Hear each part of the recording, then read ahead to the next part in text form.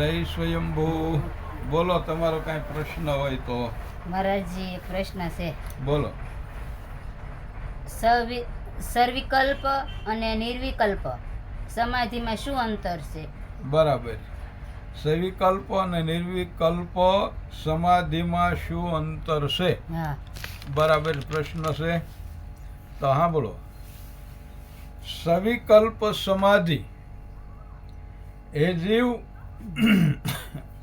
અંતકરણમાં હા, કામ અને સંકલ્પ, ચિકિત્સા, શ્રદ્ધા, ધૈર્ય, લજ્જા, ભય તથા બીજી કેટલીક સાત્વિક વૃત્તિઓ ઉત્પન્ન થાય છે. બરાબર. એ બધી વૃત્તિઓનો હું દ્રષ્ટા એટલે કે સાક્ષી હા, હા, ચૈતન્ય રૂપ છું. બરાબર. એવા અનુસંધાન પૂર્વક આત્માનો નિરંતર અનુભવ કરવો તેને દ્રશ્યાનુવિધ્ન સવિકલ્પ સમાધિ કહેવામાં આવે છે. બરાબર. એટલે હું અહંગ છું. હમ, ઇન્દ્રિયો અને અંતકરણાદિ હું હોવા છતાં તેનો મને સંગ નથી. હમ, હું અસંગ અને સચિદાનંદ છું. બરાબર.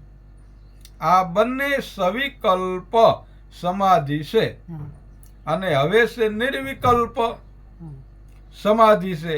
હવે છે નિર્વિકલ્પ સમાધિ. અંતકરણમાં અતિ આનંદરૂપ હમ, આત્માના જ્ઞાનાનંદની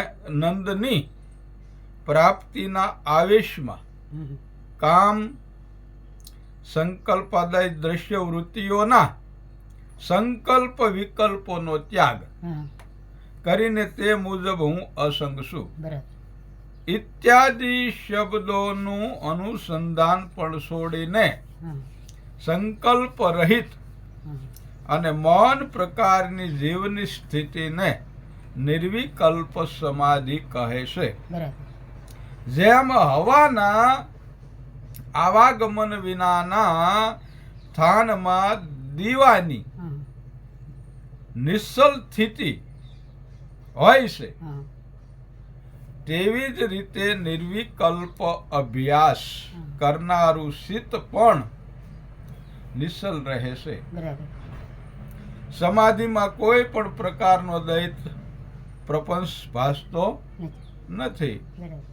આ સમાધિમાં જીવને નિર્વિકલ્પ ચૈતન્ય રૂપ સુખના અનુભવનો પ્રકાર હા, આજે ગુરુ શંકરાચાર્યજીએ લઘુ વાક્યવૃત્તિ નામના પોતાના ગ્રંથમાં હા, આ પ્રમાણે નિરૂપણ કર્યું છે. બરાબર. શ્રવણ મનન નિંદ્યાસન કરીએ અને સાક્ષાત્કાર કરીએ. બરાબર. સચિદાનંદ પરિબ્રહ્મ હું વેદ પ્રકારે તો હંમેશા ગુરુને પ્રણામ કરીએ.